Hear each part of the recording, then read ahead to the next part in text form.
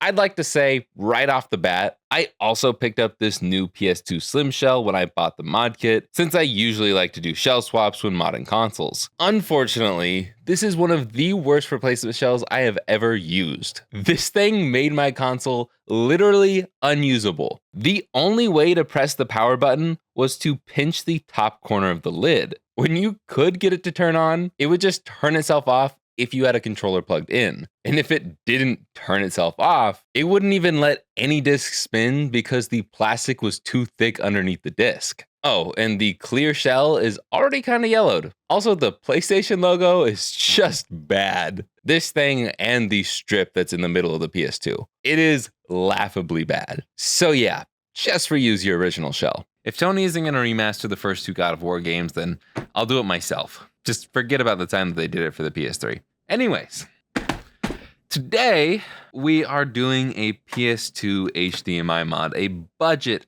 PS2 HDMI mod from probably my favorite company on AliExpress, High Speed Edo. I say favorite, I just like what they do. I try not to play favorites here, but it is a $50 HDMI mod. Now, normally these kits are $40, they're budget HDMI kits. At least that's what it's been like for the N64 and the Dreamcast one. I blanked on the Dreamcast, probably because nobody cares about the Dreamcast. Anyways, I don't know if they raised the price by $10 because of all the tariff crap that's going on, or if they're just trying to get more money out of people because it's the PS2 and a lot of people like the PS2. 150 million people do. But let's look over what we have included. We've got 3 strips of Kapton tape. That's nice to include. A fat sheet of double-sided tape that looks like it's an extra from like a Game Boy Advance screen lens. I mean, why not recycle? And then we've got this guy that we can stick down behind it, so it helps with the pushing in and out of the HDMI port. This is actually a full-size HDMI port. Woo! Very happy about that. And then we have a bunch of extra wires because we're going to be doing a lot of extra soldering to points on this ribbon cable and points on the board. But we can start with tearing this down because even before you buy your kit, you need to tear down your PS2 because you got to see what number is on the board. And unfortunately, you have to tear it down quite a bit, but it's not as bad as tearing down like an N64 or a bunch of other Nintendo consoles. You really only need like 1 Phillips screwdriver to tear this entire thing down. Maybe 2 Phillips heads. I don't know. And I'm now realizing I didn't grab any of my tools, so I'll be right back. Okay, I'm going to put this off to the side. We don't need it quite yet. You also don't have to get a new shell. It's just this shell is seeing some better days, and I don't care to put any TLC into it. You can tell what model number your console is by looking at the sticker, if your sticker is still on there. But there is a more specific number on each of the boards. That's why you have to open this up. So we will start with flipping it over, popping out the rubber feet, just these 2 rubber feet. These do not cover any screws. And we can pop these guys off. If you have long fingernails like I do right now, then you can just flip them out with your fingernails. If not, a flathead screwdriver or a pair of tweezers works great. And I'm going to be lazy and just use my electric screwdriver. There are 6 Phillips heads we need to take care of. And then we should be able to lift this up, separating it around here. And then it's going to want to stick on this side. That's all right. We can wiggle it back and forth, and eventually it will come out. It's not going to feel great, but it will come out. And from here, if you do have this modem, you do need to remove it and you won't be able to use it. I believe it's just the telephone one, so don't worry, the Ethernet is still there. It's still going to stay intact. But I think since we have this, we can actually get away with not cutting anything. Might be wrong on that one, but we'll see. Just remove that because I believe, yeah, if you don't have it there, there's going to be some metal pieces that come out, and we're not even going to have to trim that. We are going to have to trim the shell just slightly. Either way, we're going to have to trim it because I think the new shell does not have this hole, unfortunately. Hopefully, this shell actually works with this board. Period. We'll see. But We are going to have to take these 4 screws out for the disk drive, and I don't think we actually even have to remove it. I think from here we can lift the entire board out, lifting it up from this side, and then we're going to actually pull it away from the front. Oh, just kidding. There is one more screw here, right around the controller ports and memory card, and then we can actually lift this up. Don't forget this little guy and pull out. Then that's the entire bottom and top half done. We will have to flip this over. Be careful of the loose pieces like the disk drive here, and flip it over. And then we're going to go ahead and remove all of the visible screws. And then there's going to be one over here on the other side that we can move the disk drive out of the way, just slightly. Careful of the ribbon cables for it. Actually, you know, let's just remove the disk drive entirely. That's just going to be the smarter way to do this. So we can lift that up. We can flip this latch up, lift the ribbon cable out, and we can wiggle this guy back and forth without pinching it until he comes out of his little socket. There we go. And this is actually stuck down to the plate there. So I'm not exactly sure how I want to go about this, but I will move this to the side so we can take care of this last screw and see if it allows me to remove the metal shielding from both spots here. Almost. I think this cable right here for the fan is the only thing locking us down still. And I don't know how to remove this carefully, because you don't really want to pull on the wires, but this thing is so small I don't know how to grip onto it any other way. So that's fun. I also don't want to damage it. Okay. I just ended up yoinking it out by the cables anyways. What are we stuck on now? Oh, there's another. Oh, for the battery. Well, the battery we can slide through there. No, we can rip that battery out. I'm not as worried about that. And one last ribbon cable right over here for the power button. That's for some reason wrapped around that. Okay, now we can put all of this off to the side because I don't think we need any of it for the time being. A little bit of dust in here. That's cool. Oh, that's like a cobweb. That's like a cobweb. That's even cooler. Nice. Here's our back plate. We can put this off to the side as well. Oof, that's a lot of dust. Okay, I think I've taken care of most of the dust there. Here is the bare PS2 board. It is tiny, but the number we are looking for is on the back here. GH035. 35 there is what we're looking for. Now, you can go to AliExpress if you haven't bought your kit already and look at the listing and choose the number that matches the number on your board right here. I genuinely don't know what the differences are because they all look pretty much the same, except for 2 of them have like an HDMI little dongle adapter thing. That's the only difference I could really find. So I'm not exactly sure what the deal is with the differences, but now you know. But if you're like me and you already have your kit, we don't need to pay attention to that anymore. Okay, according to the listing that I bought from, there's multiple listings from this and all of the descriptions are slightly different. But the description for the one I bought from actually tells you there are 5 different PCB revisions and 5 different installation manuals. So we are going to look the bottom side here and find which one matches up with ours. We don't have a chip here, so it's not bottom side 1 or 2. Okay, I'm going to flip this over to the top side and look over this way. And this one is what mine matches. Okay, so I'm doing the top side one, aka the 35, aka the 7012. And I'm going to scroll all the way down to the one that says top side. I think these are all going to be generally the same. I will add in something here if they are not all generally the same. But we've removed the modem, we've torn it down. So over here on this chip, we'll get centered and zoom in here. We are going to remove these 2 here, these 3 here, and these 2 here. Man, that is nice and small. Also, if I didn't make this clear enough yet, this requires soldering, and this is not going to work for the fat PS2 models. This is PS2 Slims only.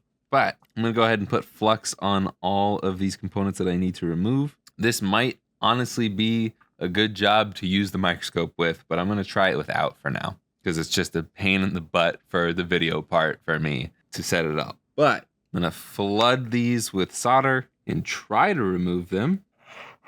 Okay, I'm gonna put a little more flux down. Oh, and I just made a nice giant bridge there. Okay, we got one removed. Go ahead and just scrape that off. And got the other one removed there. But we have a giant blob to fix. I'll go ahead and fix that real quick. I think I actually fixed it there. I'm gonna actually turn my iron up to 330 and hopefully that will help a little bit better. There's one. And I'm doing the bridging thing again. Okay, and I think I got both of them in the flood there. I'm gonna clean this all up with some flux and try and clean up this bridge that I made again. Now, hopefully we can do these last two without any bridging occurring. And I'm really hoping that all of this is in focus. Okay, I think I got one of them. I got it, but I don't think I bridged it. But I think we did it. I think that's all that needed to be removed there. Cool, looks like it. Now we can take our flex cable and we can line it all up here. I'm gonna put my iron down for a second and I'm gonna get out one of these here, peel off a piece of Kapton tape so I can stick this down some way, somehow, with it all lined up against all of the pins. And I'm just gonna go ahead and get my microscope out. This is much smaller than I was imagining. This is much, much smaller than anticipated. Man, here's the tip of my syringe. We're just gonna go ahead and put flux along every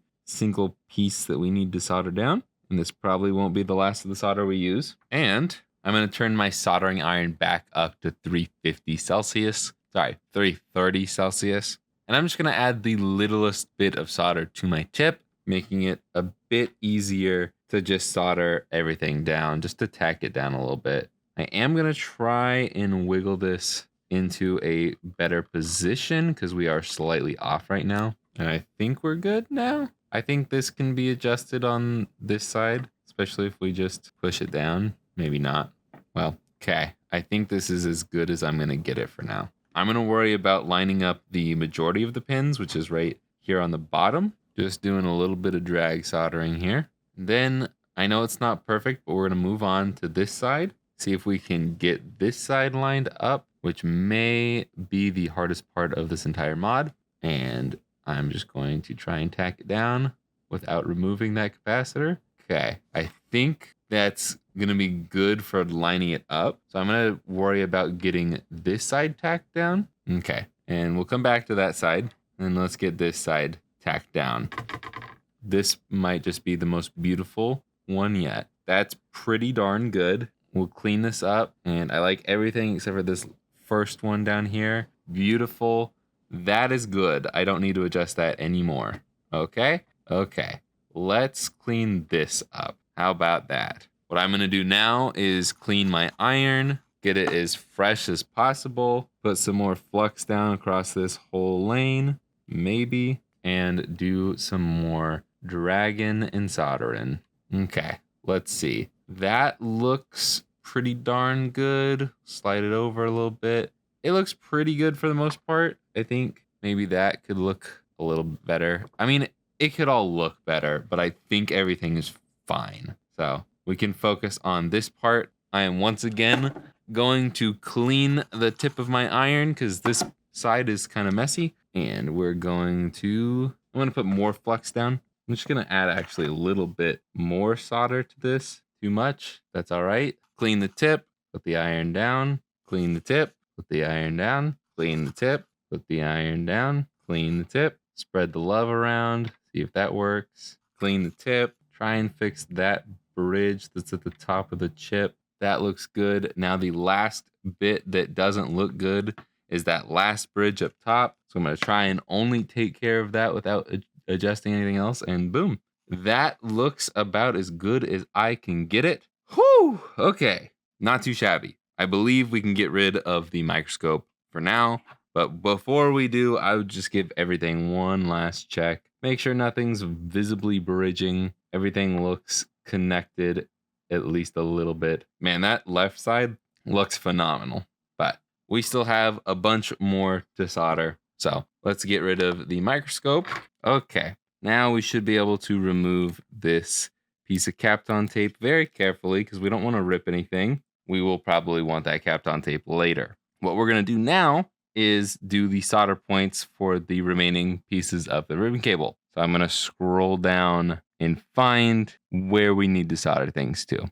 If you do have extra wires that you have that are different colors, you might want to use different color ones, make it a little easier, but I'm just going to use what's included. And we're going to go one wire at a time just to make things a little bit easier to follow, at least.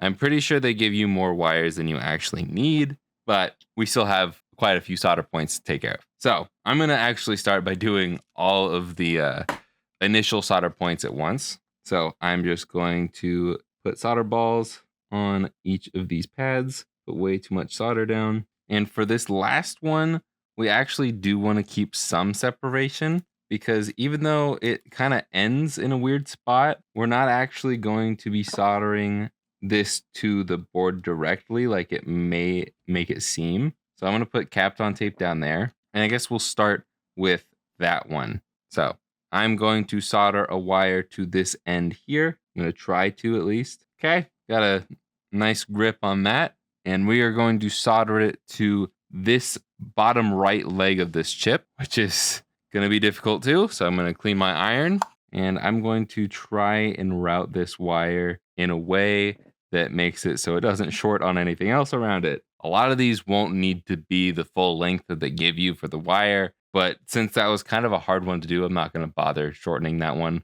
Probably not going to bother shortening most of these because I'm lazy. And this is all going to be covered up by metal sheets anyways. Next is the clock, which is going to go, are these all on the bottom side? Okay, that was the only one that actually solders down to the top side of the board. So we're going to do the data one, then flip that over, and that's going to connect to this chip here, and that's the top of that chip there. We are going to be soldering 3 wires to this one, so keep that in mind. And there's one soldered there. Then I'm going to go ahead and solder the next one on this end first, because I figured that would happen. Okay, and we'll take this wire over back to the other side of the board. And this one is for our clock, which is this one right here. Our next wire is for WS, whatever that means. Solder it to that test pad, flip the board over, make sure your wires are out of the way. And we're going to solder this one down to this spot on this chip here, and trying to do it without desoldering the other 2 wires.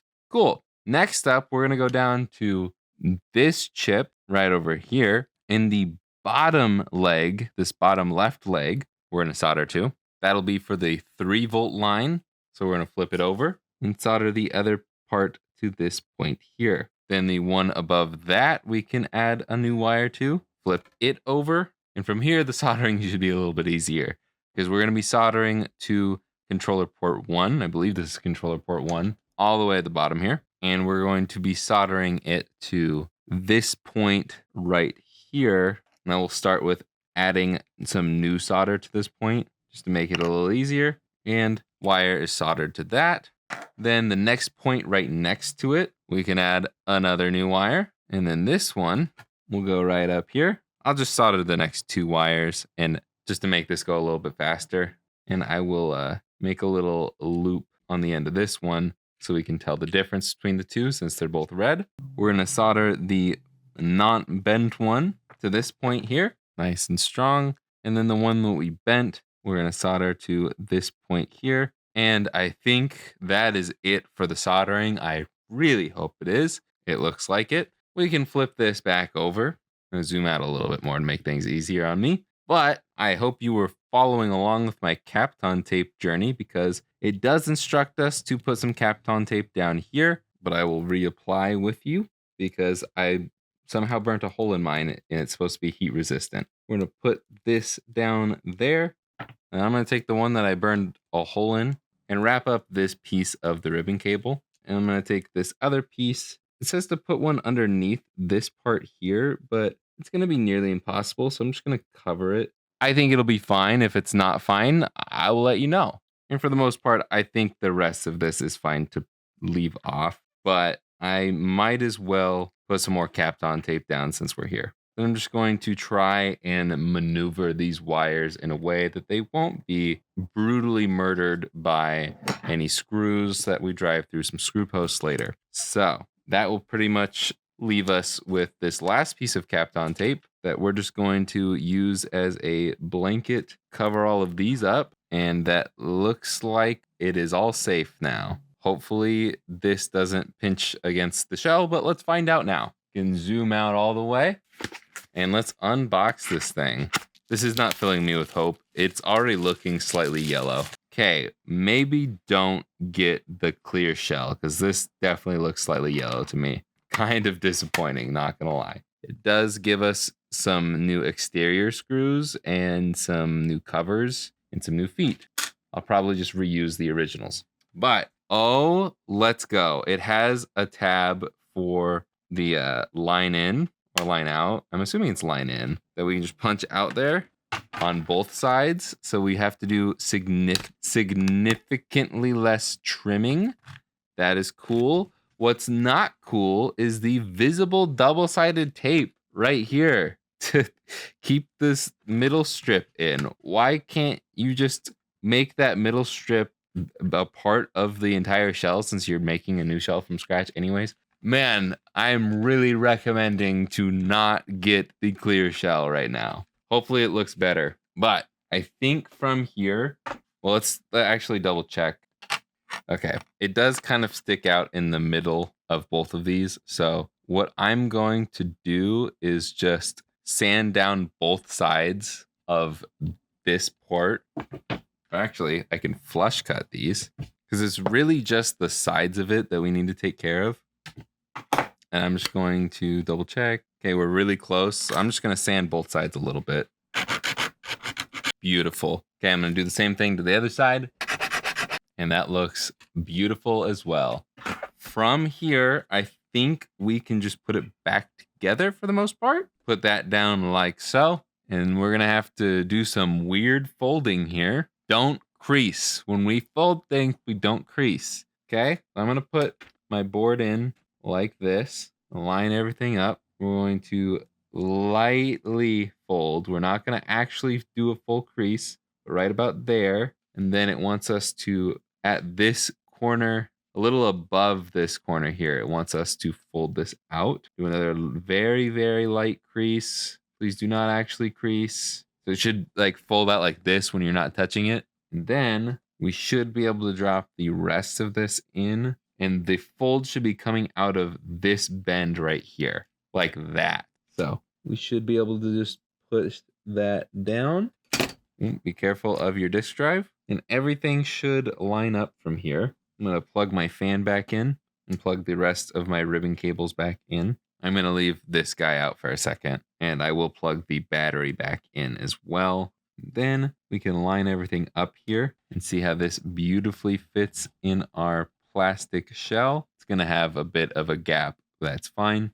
So from here, it tells us that we can put the tape on the board. So I will do just that. I will line it up with the back here and sticker down. Not my best sticker placement, but that's all right. I feel like this is one of those things that they could have pre-installed it for us. Whatever. And honestly, we really don't need this extra piece here because all of these fins, at least on my console, are doing its job for it. And so if I were to use it, it would be to put it right there just to support this little corner. But I think it's fine. Honestly, I'm just going to leave it how it is. So from here, we can lift this up and then awkwardly maneuver this cable into place. Make sure it's even and pushed in all the way. Then lock it down. Double check that it's even after pushing it and locking it down. Then we can give it another odd knot crease there. I'm going to try and keep it out of the way of the fins so the air can flow. I guess going on top isn't bad either. Either way, I think this is the nicest way to do it, but they have it slightly different on their side of things. But now I'm not going to use my automatic screwdriver anymore because this one is a little too powerful, but I'm going to screw this one screw in underneath the drive here, which I should have left it unplugged, but we can actually screw it in still without having to unplug anything. And then I'm going to lift the whole board up, slide it out. Careful of your DVD drive, flipping it over, metal shielding and all. we can get these last 4 screws in here. Then I'm going to make sure on this side that none of these wires are being pinched by this giant metal shield. Because even though we did get it out of the way of all those screw posts, all of these are pressing up against the ground plane on the board. So all I'm doing is making sure that I can easily wiggle all of these wires, which would mean that they're not stuck underneath any of these fingers. And now they are not. We'll do the same thing on the other side. Make sure that nothing's trapped. Everything is loosey-goosey. Not necessarily loosey-goosey, but not strapped down. And there we go. Now we should be able to slot this back in. Make sure all of these ports are slotted in the shell. Everything looks good. So from here, we can take the big screw, screw it down over down here on the controller ports. This might take a little extra force because we're driving new threads into this. And I'm actually going to use this guy for it. Dang, okay, that was way harder than expected. Hopefully these 4 over here do it a little easier, but I think we're going into the metal shielding for this. So we're not making new threads. There we go. And before we put the top shell on, we need to do one last thing. If you haven't done it already, put the power switch back on. Just gonna go right here and plug it in. Then we should be able to lock the PCB into the plastic. Boom. Now we can open the lid as we put all of this back together. And I'm actually going to come in from the side here since this shell likes to get locked in on this side. And then we can smush the rest of it down, including closing that lid. Flipping it over, it might be a little loose. That's all right. That's what these screws are going to do. I'm going to fix it. I'm going to start with this one up in this corner. Yep. And like the others, this is going to be painful to drive the threads into. And then we're going to do the other side, do the last 4. And that is our PS2 complete. Well, minus the feet. I guess if you want to, you can use the screws that they provide, but I didn't. And I guess we do need 2 of these. Like, these aren't even rubber feet. These are just like foam feet for these 2. And then I'm going to reuse these ones from my PS2 and call it good there. Yeah, I don't even think it's necessary to trim this part at all because it's definitely hanging out down below here. It's a little dusty in here. But let's go test some God of War on this thing. I'm excited. Why God of War? Because I already have a bunch of footage of it that it'll be easy to compare with. Anyways, let's go over there. So, as you should be able to hear, the sound for capture output is fixed on this budget HDMI mod. Woo! Give it up for the basics.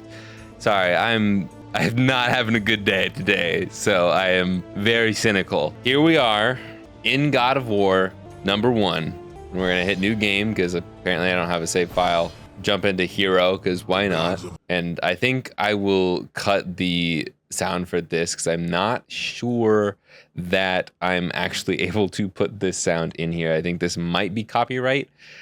I'm just gonna go over what I'm seeing. And yes, this is a video. I don't think this is, no, there's no way this is rendered in game. This looks too good, but it looks good for the most part. I don't know, I don't really have complaints until we get into the game. Okay, I have actually taken a look at this before this recording. This isn't my first time seeing all of this, but some of the text is actually looking pretty decent. Right now, I'm seeing a lot of lines, a lot of motion that could be better. And initially, I had more of a problem with the text. It's more legible than I remember, but there's still a lot of jagged edges on this screen here. Like looking around the level 1 circle, like this is a circle and there are jagged lines. I know this is like originally 480p, but I feel like even as a budget HDMI mod, they could do a better job. So I'm immediately getting to criticism because that's what I do here. I criticize, I complain. But let's open up the menu here. We'll hit the select button and then X in circle. And we've got the standard video mode. Going to the left, we've got the mild video mode. And then we've got the dynamic video mode on the right. You know, so left, middle, right. Pretty much light, normal, and then dark. I don't know why they named them this way, but that's how I take it. And for the first time ever, as I say in my full review video, I actually don't mind changing it to mild. But then we've got the different aspect ratios. For the sake of recording, I've got it at the 6th one, which the way this works is we'll go all the way to number 1 here. Number 1 is whatever ratio this is. I was about to say 4:3. I don't know what ratio this is, but took away my options. It is 480p, so it's just going to output straight 480p at some in-betweener between 16:9 and 4:3 is my guess. It looks more 16:9, but it definitely isn't wide enough to fill the frame. Like if we back out of here, this is not right. This looks very rough. Okay, but then we go back in and we change the aspect ratio to 2. This is also going to be 480p at what looks like more of a 16:9. And then we go up, and I think it just fills the frame on this one, still at 480p. You can tell it's 480p looking at this little menu here. But then we go into 4, and that's where we get our 1080p mode. And this actually looks like a 4:3. And then we've got 5, which is another 16:9. That's not completely films the frame, still at 1080p. And then our last, that is 1080p, filling the frame. At least on my TV, it's filling the frame. Then we've got our deinterlace modes, which I don't know anything about deinterlacing, but we've got weave, we got bob, which just makes it shake like crazy on this game and this TV. And then we've got adaptive. I'll probably keep it on adaptive. And then we've got the motion threshold that I don't understand at all what this does. It is a threshold of some sort, obviously. And I don't know if 1 or 10 is better for this. I don't know. I don't understand. Maybe I should look it up. I don't know. But I think really, for the most part, if you know what this is, then you're probably happy that it's here. But yeah, that's all of the settings for this kit. And let's go back in here, and we're gonna play a little bit. I'll kill all these guys. Oh, and you can see how bad I am at this game. God of War is one of my favorite games of all time, especially the first one. Like the series as a whole is great, but the first one is still one of the best. But one thing I want to say here is, well, 2 things. As you can see, I'll probably put up the freeze frame of the words. The text on screen does not look great in this game, and I don't know why. Oh, what just happened? Oh, okay. It loaded the video. Okay, it paused to load the video because we're running this off of an SD card. It's a fast SD card, but this is still a PS2. Anyways, the text could be better, and we'll touch on that a little bit more later, but I think that's my biggest complaint about this kit. And like I said earlier, I'll pause it once again here, but when we go back into, oh, oops, wrong button. Go into the menu here. I have it on the mild setting, and I like it on the mild setting, at least for this part of this game. Because going back to standard here, we can join in, and it's just so dark, but that's just how the game is. This was made this way as far as I'm aware. But yeah, the motion in the lines, it looks better on adaptive, but it still could be better. But I think that's just how it's gonna be with PS2 games. Now, one thing I am going to do real quick, I have another capture card set up because I'm also outputting on my Retrotink 5X Pro. I've got the HD Retrovision cables for the component. I believe it's component on this. And that goes directly into my Retrotink 5X Pro, and then I am outputting the capture to my capture card, and this just looks a lot better. The mild mode, I really do like, at least in this scene, once again, the mild mode. I think it looks a lot better when it's brighter, but that's just a thing of me. Doesn't necessarily mean that the HDMI mod is better than the Retrotink. It's not, straight up. Retrotink is like a $400 device. This is a $50 mod. But obviously I'm going to prefer playing on this with the Retrotink. I think this looks great. There's still some complaints here and there. And if you look at text, it could still be better for sure, but it's definitely a lot more legible. The circles aren't as jagged as it is on the I'll swap between the two. We're back on the HDMI mod now. This is a little more jagged than this. This is still blocky on the Retrotink. Don't get me wrong, but I like it a lot better on the Retrotink. And plus there's a million more settings to it. It's obviously going to be better, but I just wanted to share that as a little contrast between the two.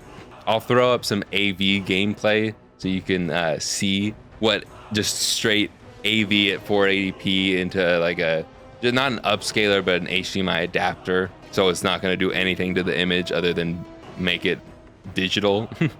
We can continue on with the game a little bit real quick. And I think that okay, here's some more text. Like, I just think that they could have done a better job with the HDMI mod.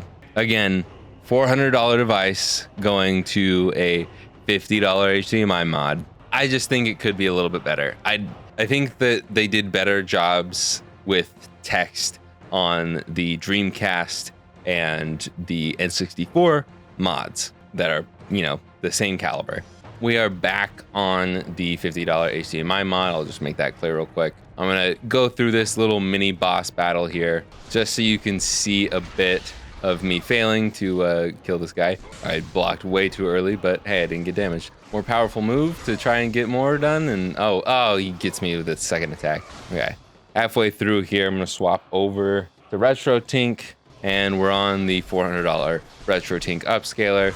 I will say that Retrotink just came out with a cheaper version of the new one, and that is the new one I recommend, because that one I believe will go up to 10 or 4K, and it has an HDMI input. So in theory, you could do this mod for $50 and then still use it with a Retrotink device to upscale it. Now, I don't know how that's gonna look. I can't test that here because I don't have an upscaler that has an HDMI input, but it could also just make it worse because you'd be taking this look here and then trying to make it better with the upscaler. So anyways, maybe if you're just doing like the 480p output and then using an upscaler from there, but I'm probably making this way too confusing now.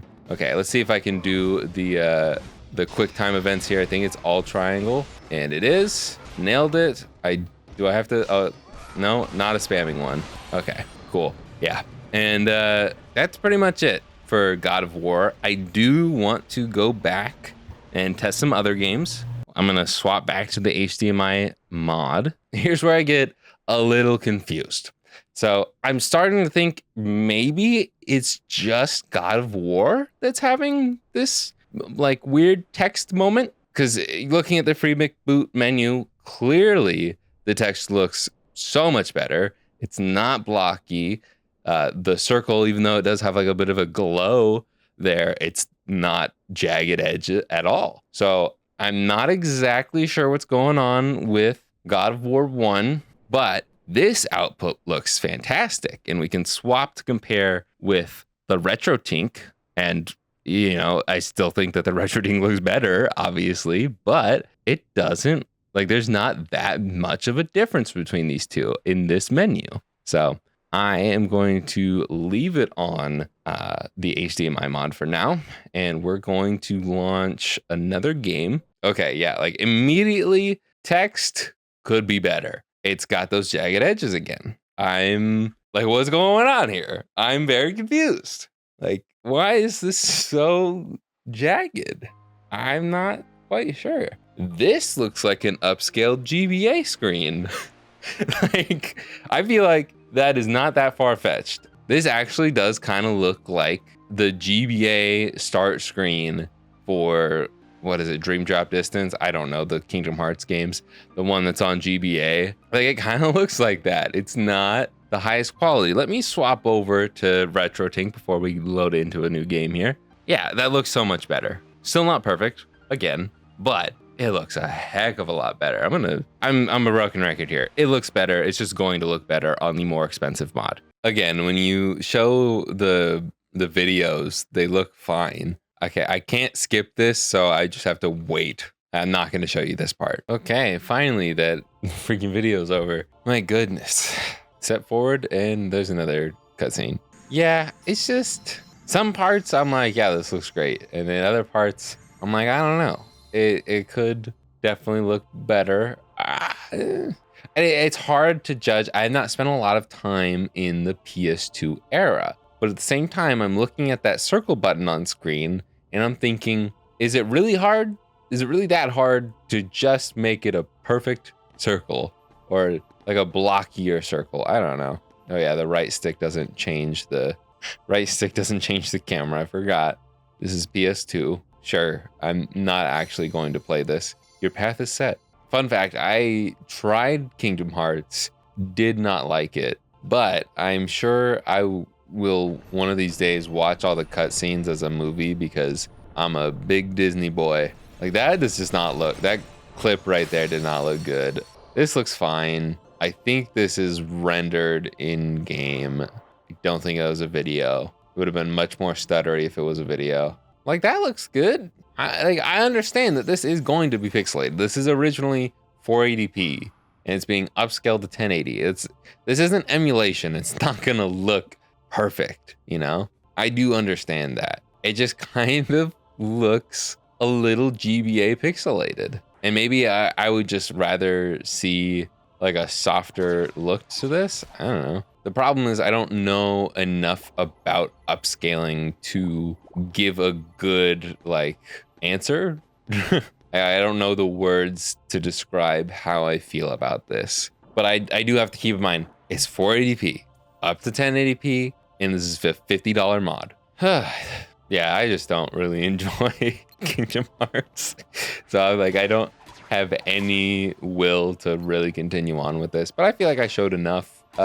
It's solid. I think it's really up to you. That's why you're watching this part of the video, right? You're trying to see if this is actually worth it to buy the mod and do the mod or buy it from someone like potentially me, because I don't know. I'm going back and forth on whether or not I want to try and stock this on the website. I think it's honestly too much of a headache to like buy consoles and then tear them down and then find out which version of the mod I need to do, and then like I can't just do it all in one batch. That's the thing. Another thing is disappointing for me personally. Okay, I skipped through the dialogue and I don't know what it's asking me, so we're gonna restart here. And for my sake, since I should probably at least show 3 different games in the full review video, we'll go ahead and play Battle 4. I almost said Battle 4 Volcano Island. Look at this text. Wow, this actually looks good. What's going on? What? Why is this text legible? Why is this so much better? What's going on? I'm like, okay, now I'm confused because this is what I want to see. This looks great. What did THQ do that God of War, Santa Monica Studios, and Square Enix couldn't do? Like, look at that. Oh my gosh, why does this look so good? Why does this look so good? Oh my gosh. I mean, okay, the scrunching of the text does not look great, but I feel like there's gotta be some flaws with Battle for Volcano Island. But like, look at this. Let's get into the menu here. If we do like weave instead, does that make the, that makes the scrunching look so much better. Okay, like I figured with the different settings, it should make different games look better. But man, I am blown away by how good Nicktoons Battle for Volcano Island looks. I have a save file on this? Okay, well, let's just do that one. Oh no, I'm overwriting it. Summoner's Rock. Listen to the wise old crab. Reach the end of the sand bar. Okay, well, yeah, then right here, the ghosts look terrible. The motion is not great. So if we do adaptive, I feel like that looks better. If we take the motion threshold down, does it make it look better? Show the ghosts again, please. Please show the ghost again. I was hoping for a little bit closer on the ghosts, but I feel like taking the threshold down maybe help. I am not quite sure. Okay, I can skip through this. Yeah, the text, even in game, looks so much better. Okay. Oh, and punch the target. Well, let me punch the targets. Did you really have to cut to a cutscene for that? Ooh. Oh, to figure out what to do. Okay. The magic conch is helping us. Oh, dude, this is bringing back so many memories. I used to play this over and over again on the GameCube. I didn't have a PlayStation growing up. I didn't get a PlayStation until the PS4. Come on, Danny, do something, man.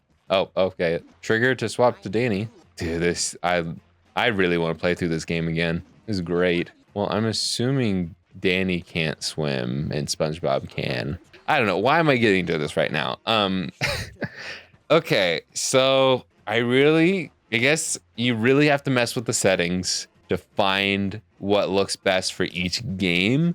Unfortunately, there aren't that many settings on this to really fine tune it, but somehow, some way, Battle for Volcano Island looks better with this mod than than God of War, a first-party PlayStation game, and Kingdom Hearts, a Square Enix game. I'm sure it has nothing to do with the publishers, but it kind of blows my mind. Let's see here. If I go back into the menu, yeah, see here, the mild video mode looks terrible. Standard looks great. Dynamic looks horrible. Gotta really pronounce the on horrible there, because man, that was bad. Okay, but like setting the motion threshold up a little more.